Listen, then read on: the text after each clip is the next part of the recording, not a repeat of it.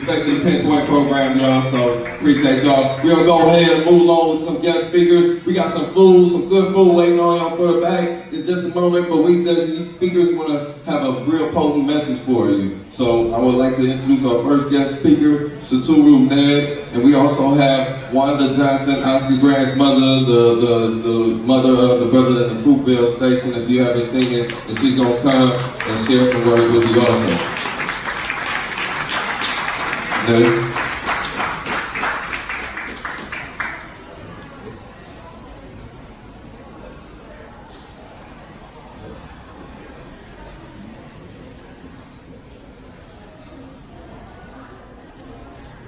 Good afternoon, my brothers and sisters. Let's hear it. All power to the people. All power to the people. Listen, it means more than it's ever meant before. I am just honored to be here because when we did what we did, it had to be done. We came off the campuses.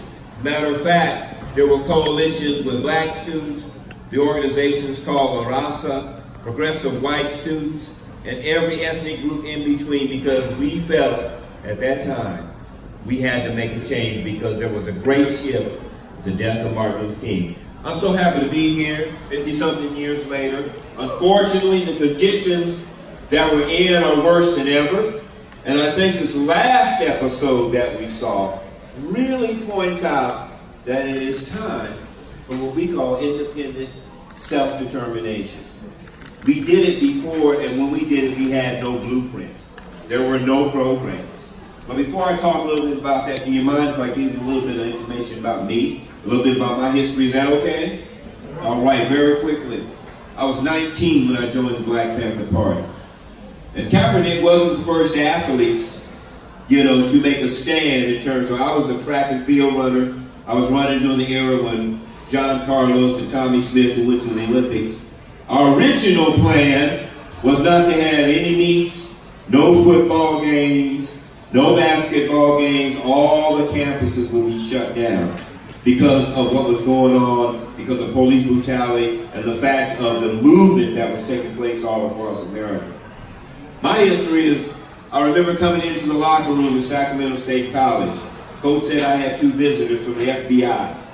I was told if I stopped organizing and leave the Black Panther Party, they send me to any college in America. Full ride. Hey, I could have been a Clarence Thomas, huh?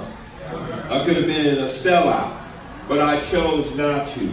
Very quickly after that, I never saw my coach again. He said, stand by your convictions of who you are.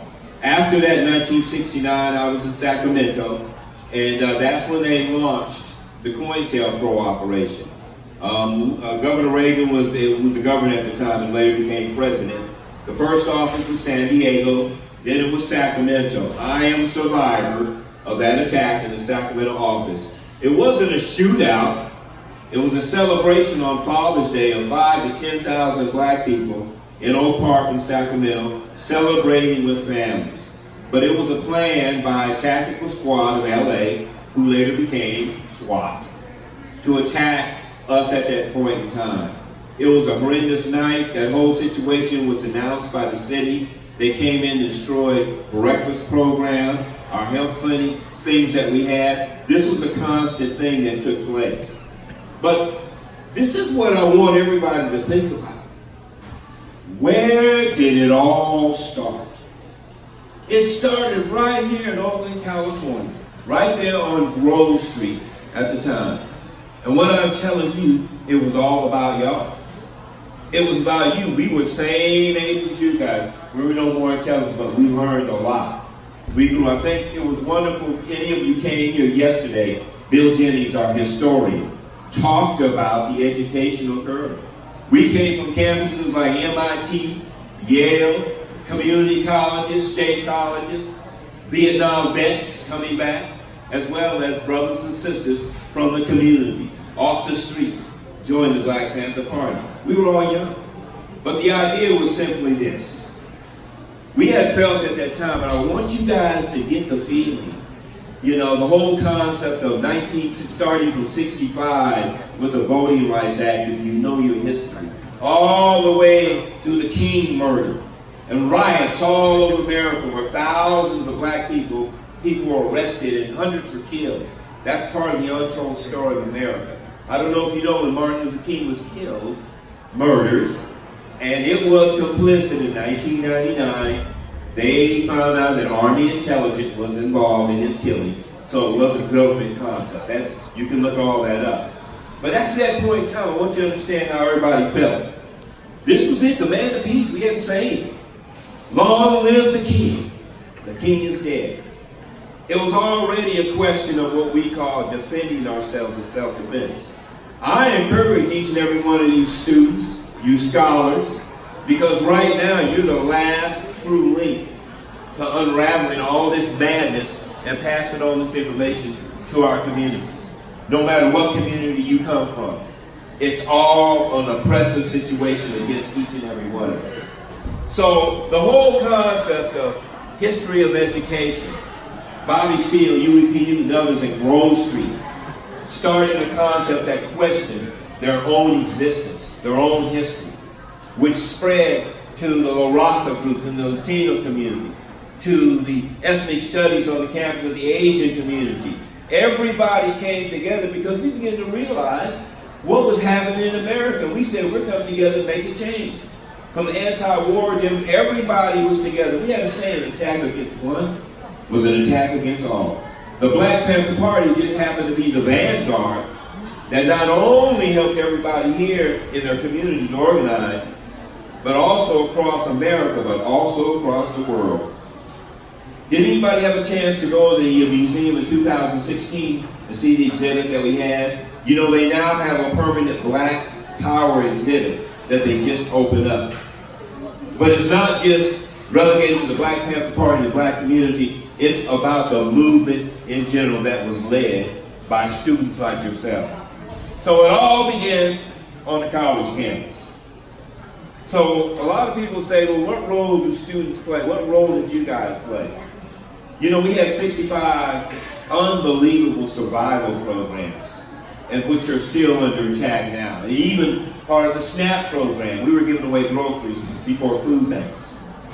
The free health clinics, I don't know if you know, but when the Black Panther Party under Dr. Bert Small, who's still in practice today, at the Native American Center right there on 23rd and International, when we went to China, we were asked by the government to come to China before the President of the United States could get in, and Richard Nixon.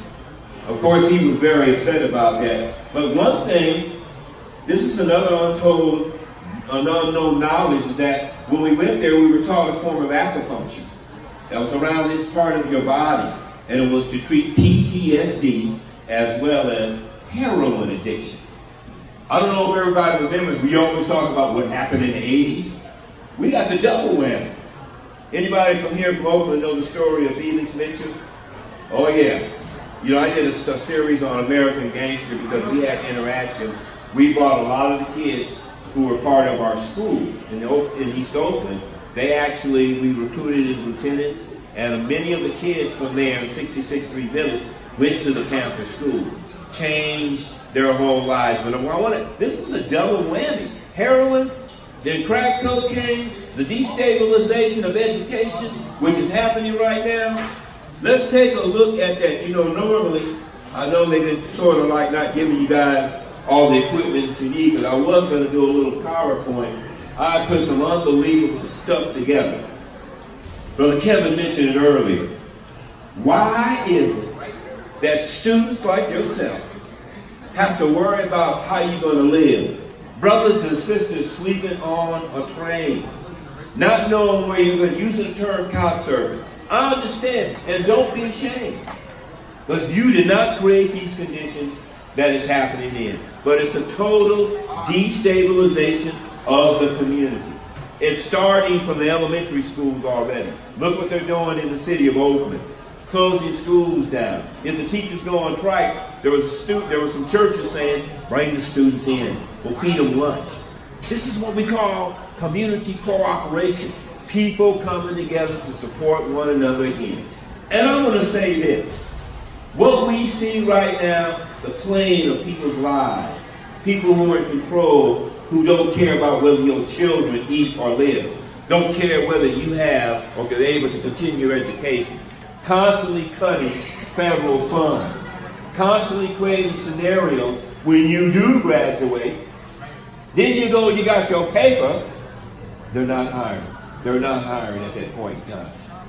So, you know, I was just informed, I only have 3 or 4 more minutes. I won't be able to continue maybe at another time. But I just want to tell you also, we brought some tremendous people to the table. My good friend and brother back there, Brother Sean Granberry, CEO of Hip Hop Television. We're getting ready to do some great tutoring programs. And listen, I'm going to be looking at college students to help in that endeavor. We'll be unfolding how this whole thing is going to work. We got some retired ball players who come to the table.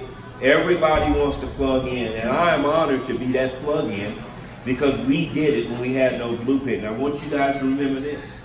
We were heavily infiltrated. Yes, over 1,500 infiltrators in every organization, but 80% of them were in the Black Panther Party to destroy the work, to destroy unbelievable survival programs, from the WIC program, Women and Infant Children, to free health clinics, to sickle cell anemia testing, which now affects pretty much all of us. So we're actually revising concepts all over again. It's going to involve students. You know, I was assigned to Merritt College in 1971. One of the survival programs was the Black Student Alliance. We not only formed that, I had 5,000 members, and we had schools like Yale, the Black colleges were all joining, but we also had our brothers and sisters from La Raza. We also had our progressive white students. So all total, anytime the hat would drop, there was a problem on any campus, we might have 2,000 or 3,000 students show up. We had thousands of students work on the campaign that Bobby Seale and Elaine Brown were part of in the city of Oakland. But the main breakfast program, we did 10,000 bags of groceries. It was done down here, right down there where the cafeteria is. So the idea is, I'm going to end, since the program, we started a little bit late. I appreciate this time that I had.